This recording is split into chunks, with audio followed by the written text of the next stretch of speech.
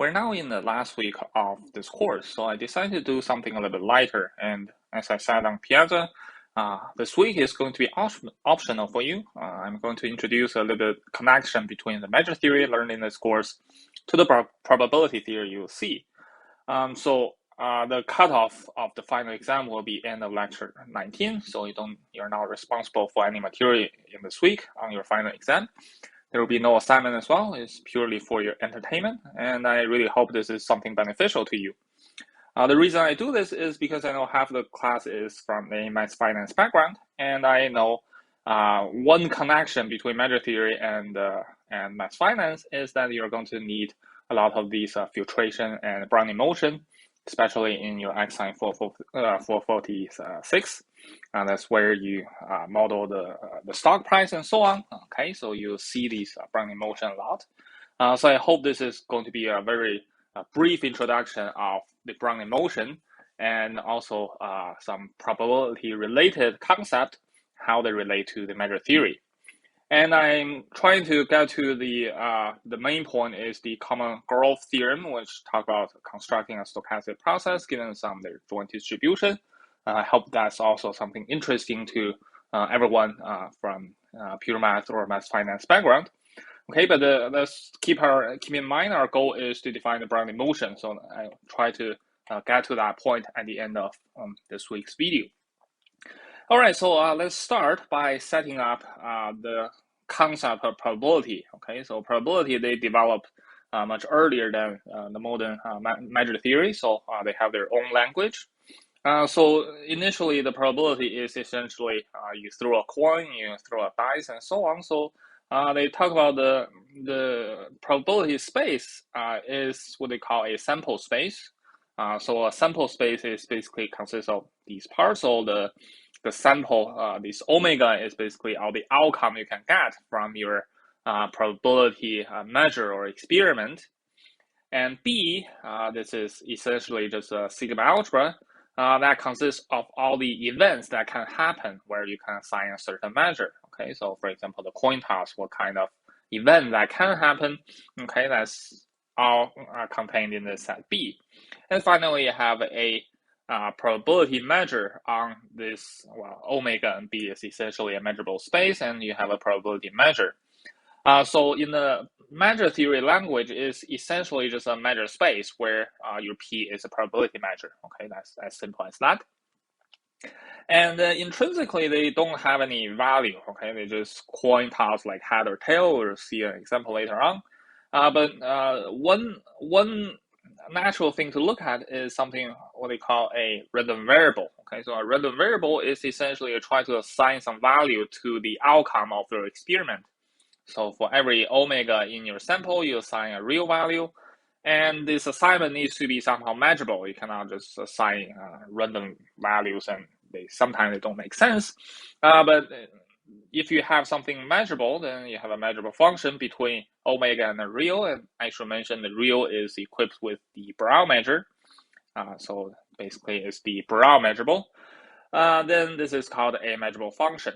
Okay, so that's just the language of probability. And I try to allude to this kind of concept on your assignment already. So let's just take a quick example. So the coin toss, the simplest one. Basically, if you toss a coin, there are two outcomes that's recorded in the set omega. That's all the outcome you can have. That's omega and t. And then you have a Brown sigma. Well, the sigma algebra is just the power set. Okay, so it's really simple. So everything is in your sigma algebra.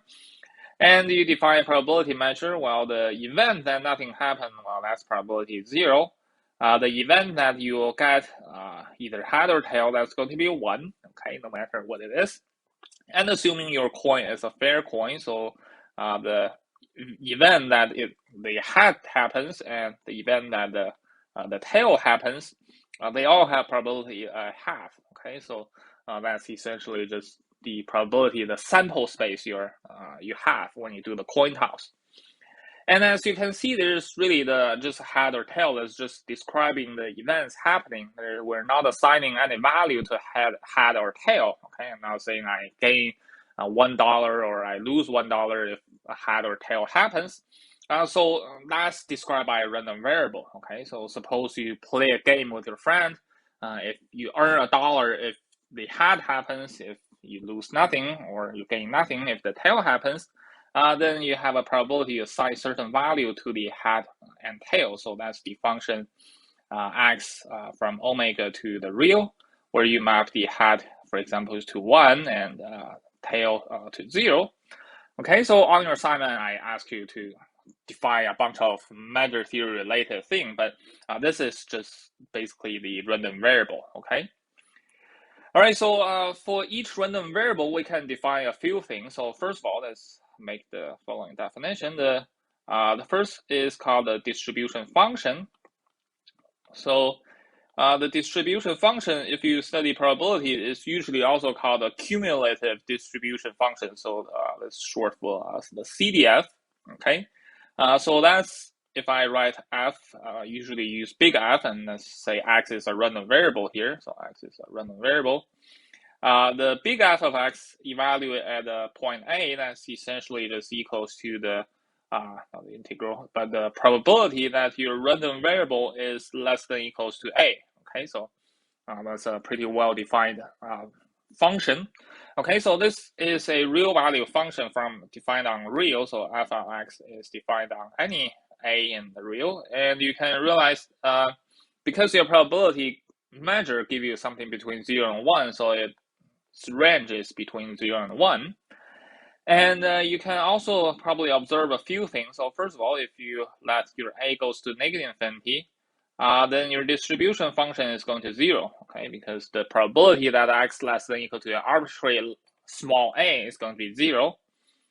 And also, if you let a goes to positive infinity, then the probability that your random variable is less than equal to this arbitrary large number a, that's going to be equals to 1.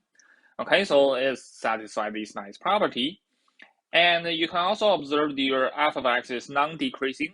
Okay, so as a goes on, you can, if your x is already less than equal to a, then it's certainly less than equal to a larger a, so it's going to be increasing.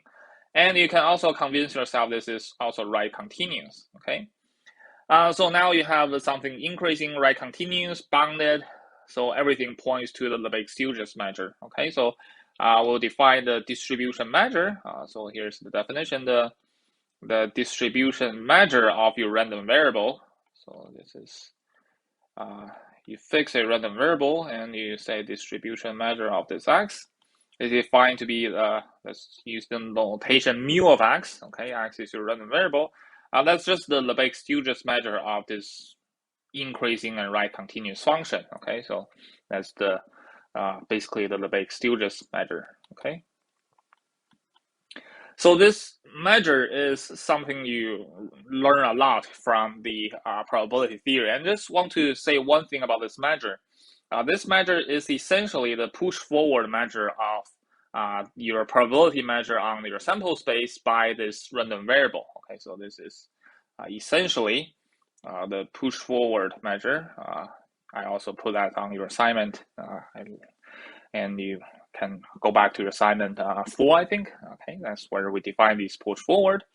This is essentially push forward measure of your measure P on this measure space omega B by your measurable function x from omega to R. Okay, so you push forward, push this probability measure to a probability measure on the real line. Okay, so that's essentially the distribution measure. Okay, so I briefly talk about these distribution measure when we talk about the Lebesgue decomposition. So let me just briefly talk about it again. So your mu x is often decomposed into 3 parts. So one is the absolutely continuous part. Okay, that's AC. The second is the continuous but singular, and finally you have the discrete part. Okay, so technically, just using from the Lebesgue decomposition, you can decompose everything into these 3 parts. And the reason that you rarely see the middle one is that this really just lives in the mind of pure mathematicians. Any probabilists, they probably don't look at these continuous but singular measure. Okay, they know they exist, but they're really boring. For example, the Lebesgue-Stieltjes measure of the counter function is one such example. Okay, and it's super hard to study. It's really not much application anyways. So that's why in any probability course, you rarely study these. Okay, so let's just forget about them. And now you have two things. One is the absolutely continuous one, and one is the discrete one. The discrete one, you can always write it as a summation of some pi times delta of xi. Okay, so that looks like the basically there's just a bunch of point mass at xi. And in the language of the probability, that's essentially just means your random variable x will take this value xi with probability pi. Okay, that's essentially what it means. Okay, so for example, your coin toss. Okay, so the coin toss is a discrete. If I assign a value 1 to head and assign a value 0 to tail, then you have these discrete measures. And you can do multiple coin toss. You have Bernoulli distribution, you have Poisson distribution, and so on. Those are all the discrete measures. They're essentially just described by the probability at these point mass. Okay, so that's how you learn them. And the other one is the absolutely continuous part. And for this one, you do the Radon-Nikodym derivative, and you say, well, that's mu of the absolutely continuous part respect to the Lebesgue measure. Okay, that's going to be equal to some function. Let's call them f of x. Okay, so maybe fxt. Okay, so this is called the probability density function. So this is the probability density. So oftentimes, if you learn, for example, 230 or 240 stats, 240, 230, you probably heard the name probability density function or the PDF. Okay, that's essentially what they are. Okay. All right. So basically, that's why in any probability course, you probably already taken 230, 240, like I said. In those courses, you kind of study those continuous distribution, like normal distribution and so on, and then you study the discrete distribution separately. Okay, that's essentially why you do that is based on this Lebesgue decomposition, because every probability distribution or distribution measure can be decomposed as these. So if you know how to describe discrete and continuous, then you sum them up, you basically know everything. Okay, except the continuous singular measure, which we usually don't care.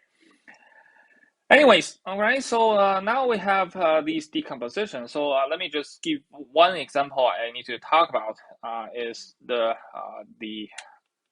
normal distribution. So we say a x follows a normal distribution with mean mu and variance sigma square. I'm not talking about what they mean. You probably already learned in the probability course.